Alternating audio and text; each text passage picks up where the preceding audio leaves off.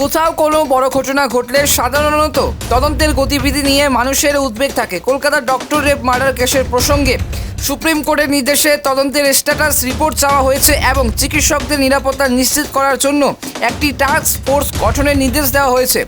এছাড়াও এই ধরনের নির্দেশে সেই সাধারণত মামলা দ্রুত সলভ করতে এবং আরও তৎপরতার সাথে কিন্তু সেই নিরাপত্তা ব্যবস্থার উন্নতি ঘটাতে কিন্তু সাহায্য করে। চিকিৎসকদের নিরাপত্তার বিষয়ে টাস্ক ফোর্স গঠনের সিদ্ধান্ত মূলত তাদের কিন্তু নিরাপত্তা নিশ্চিত করার জন্য এবং চিকিৎসা সেবা প্রদানকারী ব্যক্তিদের উপর হামলা প্রতিরোধ করার জন্য। প্রধান বিচারপতি মহিলাদের কাজের ক্ষেত্রে আরও উৎসাহিত করার জন্য এবং চিকিৎসকদের নিরাপত্তা নিশ্চিত করার জন্য কিছু গুরুত্বপূর্ণ পদক্ষেপের সুপারিশ করেছেন। এখানে 7 সদস্যের জাতীয় টাস্ক ফোর্সের গঠনের নির্দেশ দেওয়া হয়েছে, যা বিশেষভাবে চিকিৎসকদের নিরাপত্তা ও সুরক্ষা নিশ্চিত করতে কাজ করতে হবে।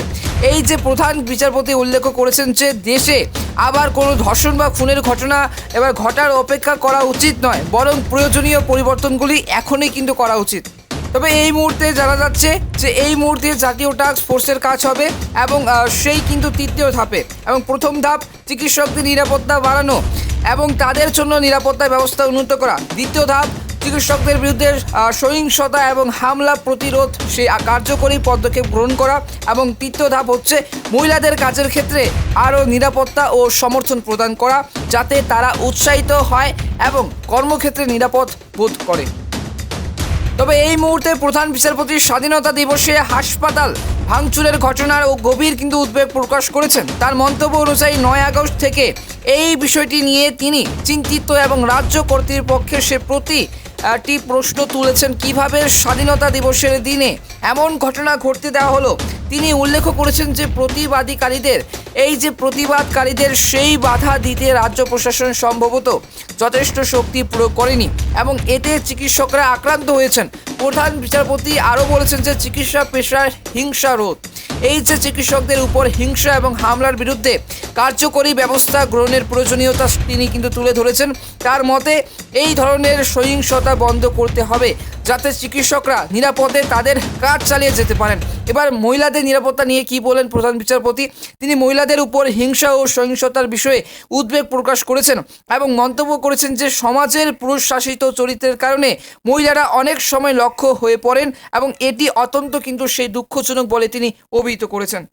তবে এই মুহূর্তে যেটা এই মন্তব্যগুলি সামাজিক এবং আইনগত এবং পরিবর্তনের জন্য একটি স্পষ্ট সংকেত হিসেবে কাজ করে। সুপ্রিম কোর্টের এই দৃষ্টিভঙ্গি এবং প্রশ্নগুলো সরকারের এবং সংশ্লিষ্ট সেই কর্তৃপক্ষের সেই কাজে গুরুতর সেই চ্যালেঞ্জ নিয়ে আসে, যা আইন শৃঙ্খলা ও নিরাপত্তার ব্যবস্থার উন্নতির দিকে।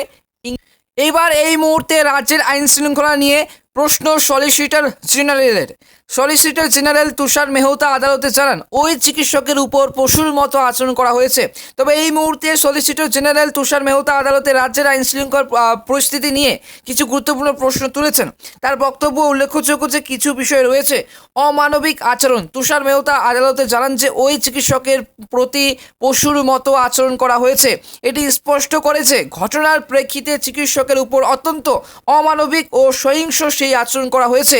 এবার 2 নম্বর হচ্ছে এবং সেই মৃতের বাবার অবস্থা। এই যে তিনি উল্লেখ করেছেন যে মৃতের বাবার 3 ঘন্টা বসিয়ে রাখা হয়েছিল এবং কেন বসিয়ে রাখা হয়েছিল এটি প্রমাণ করে যে পরিবারকে জরুরি সাহায্য না দিয়ে এবং অত্যন্ত অমানবিকভাবে আচরণ করা হয়েছে। ভাঙচুরের ঘটনা, সলিসিটর জেনারেল উদ্বেগ প্রকাশ করেছেন যে হাসপাতাল ভাঙচুরের ঘটনায় তিনি বলেন যে 500 লোকের জমায়েত হলে সাধারণত তাকে কিন্তু ভালো হিসেবে বিবেচনা করা হয়, কিন্তু সেখানে 7,000 লোক এসে হাসপাতাল কিন্তু সে ভাঙচুর করেছে। এর ফলে প্রশ্ন উঠেছে যে রাজ্যের আইন শৃঙ্খলা এবং সে শৃঙ্খলাভাবে ব্যবস্থা সম্পর্কে রাজনৈতিক উদ্দেশ্যে। এবং 4 নম্বর হচ্ছে যে রাজনৈতিক উদ্দেশ্যে কি তুষার মেহতা বলেন যে তিনি এই ঘটনার মাধ্যমে রাজনীতি করতে চান না, বরং আইন শৃঙ্খলা পরিস্থিতি নিয়ে এই যে উদ্বেগ প্রকাশ করেছেন। তবে এই বক্তব্যগুলো সুপ্রিম কোর্টের আলোচনার মধ্যে গুরুত্বপূর্ণ ভূমিকা পালন করছে এবং রাজ্যের আইন শৃঙ্খলা এবং সেই কিন্তু পরিস্থিতি নিয়ে অধিকতর সেই তদন্তের প্রয়োজনীয়তা তুলে ধরছে।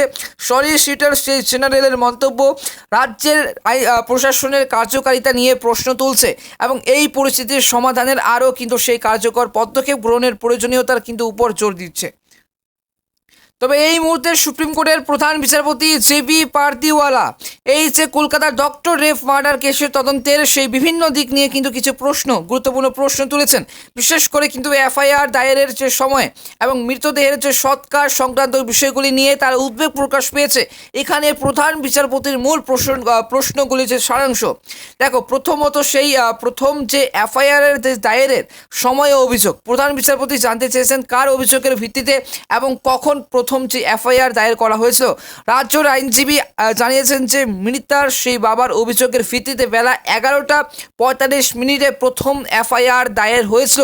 এরপর অদক্ষ অভিযোগ জানান এবং মৃতদেহ সৎকার সেই প্রধান বিচারপতি প্রশ্ন করেছেন যে এফআইআর দায়ের যে হওয়ার কয়েক ঘন্টার মধ্যেই কেন মৃতদেহ পরিবারের কাছে দেওয়া হয়েছিল। সাধারণত এফআইআর দায়ের সেই হওয়ার পর এবং ময়না তদন্তের কিন্তু সেই রিপোর্ট আসার আগে মৃতদেহ সৎকারের জন্য এবং পরিবারের কাছে দেওয়া উচিত নয়। এবং অধ্যক্ষের ভূমিকা, এই যে অধ্যক্ষের ভূমিকা, প্রধান বিচারপতি বারবার অধ্যক্ষ এবং কলেজ কর্তৃপক্ষের প্রশ্ন এবং ভূমিকা নিয়ে প্রশ্ন তুলেছেন। তিনি উল্লেখ করেছেন যে বিকালে ময়না তদন্তের রিপোর্টে খুনের কথা উল্লেখ করা হয়েছিল, অথচ এফআইআর দায়ের করা হয়েছিল বেলা 11:45। এর আগে যে অধ্যক্ষ ও কলেজ কর্তৃপক্ষ কী পদক্ষেপ নিয়েছিলেন এবং সে বিষয়ে কিন্তু প্রশ্ন তুললেন। এবং হাসপাতালের যে দায়িত্ব, তিনি মন্তব্য করেছেন যে এফআইআর দায়েরের সময় মৃতার বাবা মা সেখানে উপস্থিত ছিলেন না এবং হাসপাতালের দায়িত্ব ছিল যে এই বিষয়টি নিয়ে সঠিকভাবে পদক্ষেপ নেওয়া। এই প্রশ্নগুলি তদন্তের স্বচ্ছতা ও প্রক্রিয়া নিয়ে সেই গুরুত্বপূর্ণ ইঙ্গিত প্রদান করে এবং সংশ্লিষ্ট কর্তৃপক্ষের সেই দায়িত্ব ও কার্যকারিতা যাচাই করতে সহায়ক হতে পারে। সুপ্রিম কোর্টের এই ধরনের প্রশ্নগুলি কিন্তু মামলার বিবেচনার ন্যায্যতা ও যথাযথ কিন্তু বিচার প্রক্রিয়া নিশ্চিত করতে সাহায্য করে। এবার সুপ্রিম কোর্টের নির্দেশ অনুযায়ী সিবিআইকে বৃহস্পতিবারের মধ্যে স্ট্যাটাস রিপোর্ট জমা দিতে হবে। এই রিপোর্টের মধ্যে সংশ্লিষ্ট মামলা তদন্তের অগ্রগতি এবং অন্যান্য গুরুত্বপূর্ণ তথ্য অন্তর্ভুক্ত থাকতে হবে। এছাড়াও সুপ্রিম কোর্ট সন্দীপ ঘোষের অধ্যক্ষ পদ থেকে ইস্তফা দেওয়ার পর কিভাবে আবার অন্য কোথাও যোগ দিয়েছেন তা নিয়েও কিন্তু প্রশ্ন তুলেছেন। এবার প্রধান বিচারপতি মন্তব্য করেছেন যে একটি জাতীয় টাস্ক ফোর্স গঠন করা হবে যা চিকিৎসকদের নিরাপত্তা সম্পর্কিত বিষয়গুলি কিন্তু অনুসন্ধান করবে এবং সঠিক ব্যবস্থা কিন্তু গ্রহণের প্রস্তাব দেবে। তবে সেই সিবিআইয়ের যে স্ট্যাটাস রিপোর্ট এবং সিবিআইকে বৃহস্পতিবারের মধ্যে মামলার তদন্তের কিন্তু বর্তমানে পরিস্থিতি সম্পর্কে একটি বিস্তারিত রিপোর্ট জমা দেওয়ার নির্দেশ দেওয়া হয়েছে। তবে সন্দীপ ঘোষের যে নতুন পদ, কেন সুপ্রিম কোর্ট সন্দীপ ঘোষের অধ্যক্ষ পদ থেকে ইস্তফা দেওয়ার পর কিভাবে অন্য জায়গায় যোগ দিয়েছেন তা নিয়ে কিন্তু প্রশ্ন তুলেছে এবং যা তদন্তের অংশ হিসেবে কিন্তু গুরুত্বপূর্ণ।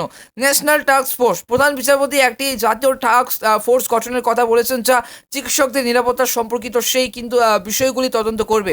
এই পদক্ষেপগুলির মামলার তত্ত্বাবধানের সেই কিন্তু এবার এবং সংশ্লিষ্ট বিষয়ে এবং সঠিক তদন্ত নিশ্চিত করতে সহায়তা করবে এবং চিকিৎসকদের নিরাপত্তার জন্য প্রয়োজনীয়তা পদক্ষেপ গ্রহণের দিকে ইঙ্গিত করে। এবার সুপ্রিম কোর্টের প্রধান বিচারপতি কলকাতার ডক্টর রেপ মার্ডার কেসের তদন্তের যে পুলিশের ভূমিকা নিয়ে উষ্মা প্রকাশ করেছেন। আরজি করের বিরুদ্ধে হাসপাতাল ভাঙচুরের যে ঘটনায় পুলিশের ভূমিকা নিয়ে প্রশ্ন তুলে প্রধান বিচারপতি উল্লেখ করেছেন যে প্রথম এফআইআর দায়েরের সমস্যা। এবার প্রধান বিচারপতি বলেছেন যে প্রথমে এফআইআর ঠিকভাবে দায়ের করা হয়নি, এর ফলে তদন্তের প্রাথমিক পদক্ষেপে সেই ত্রুটি দেখা দিয়েছে। পুলিশের ভূমিকা তিনি প্রশ্ন তুলেছেন যে পুলিশ কি করছিল যখন হাসপাতালের মধ্যে এত বড় ঘটনা ঘটলো। পুলিশের যে কার্যকলাপ নিয়ে উদ্বেগ প্রকাশ করেছেন এবং প্রশ্ন করেছেন যে পুলিশ কি হাসপাতাল ভাঙচুরের অনুমতি দিচ্ছিল বা হাসপাতাল ভাঙচুরের যে অনুমতি। এবং প্রধান বিচারপতি উল্লেখ করেছেন যে সেই আজ শুনানির মামলায় পুলিশকে হাসপাতালের যে ভাঙচুর এবং অন্যান্য সহিংস কার্যকলাপের বিরুদ্ধে ব্যবস্থা নিতে হবে। যদি পুলিশের এবং কর্তৃপক্ষের এই ধরনের ঘটনার বিরুদ্ধে যথাযথ পদক্ষেপ না নেয় তাহলে তার দায়িত্বে এবং কার্যকারিতা নিয়ে কিন্তু প্রশ্ন উঠবে। এই মন্তব্যগুলি ইঙ্গিত দেয় যে পুলিশ কর্তৃপক্ষের যে কার্যক্রম এবং তাদের দায়িত্ব পালনের বিষয়ে যথাযথ পর্যালোচনা প্রয়োজন এবং সুপ্রিম কোর্টের এই প্রশ্নগুলি তদন্তের স্বচ্ছতা এবং পুলিশের ভূমিকা নির্ধারণে কিন্তু গুরুত্বপূর্ণ ভূমিকা পালন করবে। তবে ইতিমধ্যেই কিন্তু প্রধান বিচারপতি আরজি করেন এবং সেই অধ্যক্ষ এবং প্রধান বিচারপতি এই পরিস্থিতিতে দুটি প্রধান বিষয় তুলে ধরেছেন। তথ্য প্রমাণ লোপাটের অভিযোগে এই যে অভিযোগ রয়েছে যে তথ্য প্রমাণ মুছে ফেলার চেষ্টা করা হয়েছে এই অধ্যক্ষ, এটি আত্মহত্যা সেই কিন্তু হিসেবে উপস্থাপন করতে চেয়েছিলেন। এমনকি মৃতদেহ পরিবারের সদস্যদের দেওয়া এবং দেখতে দেওয়া হয়নি। আইনজীবীদের সফাই কিন্তু সেই রাজ্যের আইনজীবী জানিয়েছেন যে এই অভিযোগগুলি সঠিক নয়। প্রধান বিচারপতি পরিস্থিতি যাচাই করছেন এবং করতে চাইছেন যে এফআইআর প্রথম তথ্য রিপোর্ট বা তদন্তের প্রাথমিক নথিতে কি খুনের সন্দেহ উল্লেখ ছিল কিনা এবং অধ্যক্ষের সেই ভূমিকা কি ছিল। এখানে যে প্রশ্নগুলো উঠছে, এফআইআর এর খুনের সন্দেহ উল্লেখ ছিল কিনা, প্রধান বিচারপতি জানতে চাইছেন যে অভিযোগগুলি উঠেছে তা এফআইআর এর উল্লেখ ছিল কিনা, অধ্যক্ষের ভূমিকা, অধ্যক্ষ কি করছেন এবং সেই তাদের কিন্তু ভূমিকা কেমন ছিল তা নিয়ে কিন্তু প্রধান বিচারপতি প্রশ্ন তুলছেন। এই প্রশ্নগুলির মাধ্যমে প্রধান বিচারপতি মামলা সম্পর্কে আরও স্পষ্ট এবং সেই স্পষ্টতা এবং যথাযথ তদন্তের কিন্তু দাবি করছেন। এবার প্রধান বিচারপতি এবং ডিওআই চন্দ্রচূড়ের মন্তব্য এবং উদ্বেগের যে প্রধান বিষয়গুলি হলো মহিলাদের নিরাপত্তা। প্রধান বিচারপতি প্রশ্ন তুলেছেন যে যদি মহিলারা নিরাপদে কাজে যেতে না পারেন তাহলে সমাজের সকলের অধিকার কিভাবে সুরক্ষিত থাকবে। এটি একটি মৌলিক প্রশ্ন যা সমাজের নিরাপত্তা এবং অধিকার সম্পর্কিত সেই গভীর উদ্বেগ প্রকাশ করে। মৃতার নাম ও ছবি প্রকাশ। প্রধান বিচারপতি উদ্বেগ প্রকাশ করেছেন যে মৃতার এবং মৃতের নাম এবং ছবি বিভিন্ন সংবাদ মাধ্যমে প্রকাশিত হচ্ছে। তিনি মনে করেছেন এবং করছেন যে এই ধরনের প্রকাশ অত্যন্ত চিন্তার বিষয় এবং এটি মৃতার এবং তার পরিবারের গোপনীয়তার প্রতি অসংবেদনশীল। এবং সেই প্রধান বিচারপতি তার মন্তব্য বোঝাতে চাইছেন যে সংবাদ মাধ্যমে মৃত্যুর নাম এবং ছবি প্রকাশ করা উচিত নয়, বিশেষ করে যখন তার পরিবার গোপনীয়তা এবং সম্মানকে ক্ষুণ্ণ করতে পারে। সমাজের সবার নিরাপত্তা এবং অধিকার সুরক্ষিত রাখার দায়িত্ব সবার এবং এর মধ্যে গোপনীয়তা এবং সম্মানও কিন্তু অন্তর্ভুক্ত। তবে প্রধান বিচারপতি ডিওয়াই চন্দ্রচূড়ের মন্তব্য থেকে পরিষ্কার যে তিনি চিকিৎসকদের সমস্ত চিকিৎসকদের নিরাপত্তার বিষয়ে একটি বড় মাত্রার এবং সেই আলোচনা এবং পদক্ষেপের সেই প্রয়োজনীয়তা অনুভব করছেন। তার মন্তব্য মূল বিষয়গুলি হলো চিকিৎসকদের নিরাপত্তা, জাতীয় স্তরে আলোচনা, নিরাপত্তা নিশ্চিতকরণ।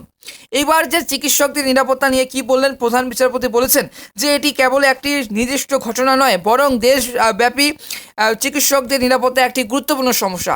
চিকিৎসকদের নিরাপদে কাজ করার অধিকার সুনিশ্চিত করা প্রয়োজন, এটা কিন্তু তাদের কর্তব্য।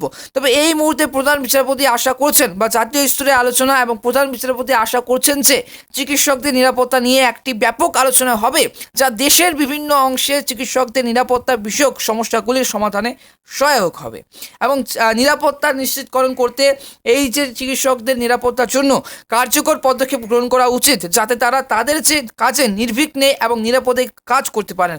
এবং এই মন্তব্যগুলি চিকিৎসকদের জন্য একটি সুরক্ষিত কর্মপরিবেশ নিশ্চিত করার গুরুত্বকে তুলে ধরে এবং এটি নিশ্চিত করার জন্য প্রশাসন ও সমাজের যৌথ উদ্যোগের সেই প্রয়োজনীয়তা স্বীকার করে। তবে এই মুহূর্তে এই যে শুনানির পর জানা গেল যে আগামী বৃহস্পতিবারের মধ্যে সিবিআইকে দিতে হবে স্ট্যাটাস রিপোর্ট।